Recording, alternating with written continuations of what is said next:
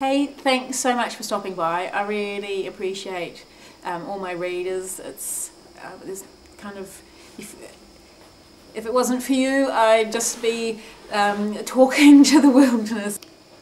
How do I manage my time as a busy mother? Yeah, it is really hard. I commute every day, and in the past I've commuted on the train, and it's good 45-50 minutes on the train, and that gives me quite a lot of time to read and sometimes do a bit of writing, and it's been really valuable time for me. And then I get to walk up the hill, so I also get a daily exercise, which I probably wouldn't do if I wasn't forced to, which is brilliant. Other than that, I've just slowly and painfully learnt that you have to schedule time in for yourself, because the children, bless them, I love them, but they'll take as much as I can give them. So the more I give, the more they want.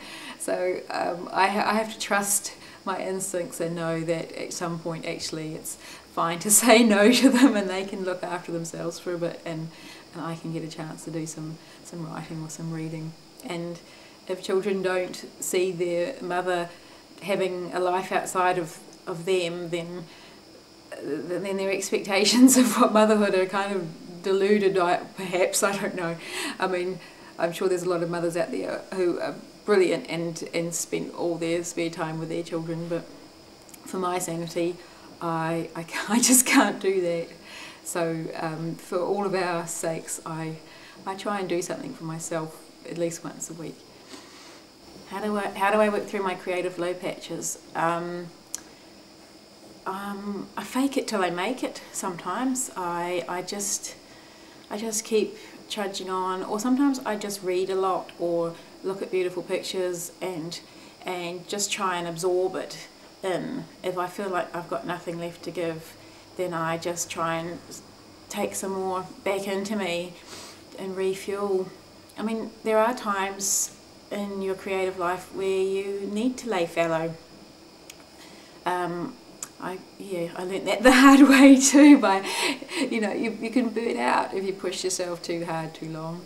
And so actually it's good to have some resting time and to let ideas ferment and bubble away under the surface. What's my creative process? Well, I guess I'm a slow worker. I need time to gather in my fuel, I guess. I read a lot, and then I have ideas that I'm pursuing, and then I need quite a lot of time to mulch that over. It's almost like a worm farm in my brain. I need time for it all to rot down and be turned over, and then something fresh can come out of that. So that's part of it. But also you can't wait for the muse. You can create an environment where it's easier for the muse to strike. But if you need to exercise your brain regularly, just like you exercise any part of your body, to keep it a fit muscle. Your brain is like your creative muscle, really, isn't it? So you need to. I don't watch too much television, and I do read a lot, and a lot of it is on the internet, and I let it just. I just follow the trail sometimes. But time, allow yourself time. It's a really important thing. The biggest challenge with my book, finishing it. I think that I'm one of those people who love to start things. I love new projects and the thrill of the new. But so for me, finishing the book or getting it to a point where I could show it to an editor was it was tough for me to have that discipline to actually push myself to get to that point, because it gets a bit boring, gets a bit hard, and the fun stuff's a bit over. so yeah, that was hard for me. But it was really rewarding when I actually did it. So I think I might try doing that again, finishing projects. It was a different kind of buzz from the beginning. So yeah, I need to apply that to other areas in my creative life, like sewing and the beautiful journals that I've been doing with Helen and the art books that I do with my friend Billy Joy. So yeah, this is good. Hopefully 2011 will be a year of completion for me, I'd like to think. My library, it's kind of organised. It's organised into subject matter, so all the poetry books, the New Zealand poetry books are together, and the international poetry books are together, and the travel books are together, and the biographies are together. But that's as far as that goes.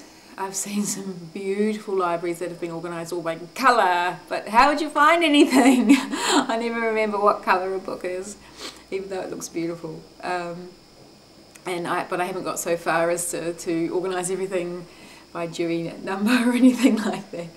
I don't think I really have the heart of a librarian. That, and there's piles of books lying around the house. I have this sort of optimistic bedside table pile that I think if it sits by my bed, then I'll magically absorb all the information overnight or something. A reader or a writer? Well, I don't think that you can be a writer without being a reader. So I guess we're all readers first. I think that you can't separate the two. I think that if you really want to write seriously, you have to read seriously a lot, all the time. Yeah, that's all there is to it, really. What am I reading at the moment? I've always got half a dozen things on the go at once, which is probably a little bit confusing, but I just like to dip in and out of things, my attention span is so short. I'm reading My Mother Was a Computer, which is fascinating. That's quite dense, so I like to just dip in and out of that. And I'm reading Christian Bock's Crystallography at the moment. But that's also quite heavy going, so what else am I reading? I'm also reading 6 Impossible Things Before Breakfast, which is all about the evolution of belief. I'm finding that really fascinating, actually. I'm really enjoying that. And last but not least, I'm reading another book about technology and poetry, which is called Made in America. So they're all kind of focused around my current obsession at the moment with that I was talking about.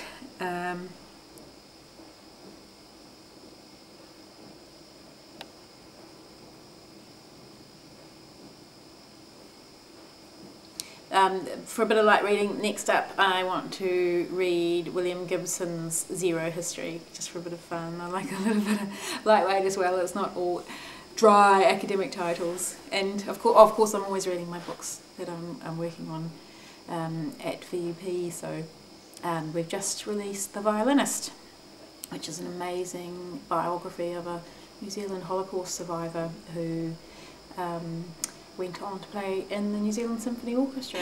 Thanks for coming by, and thanks for putting up with my rambles. And you never know, I might be coerced into doing another one of these again soon.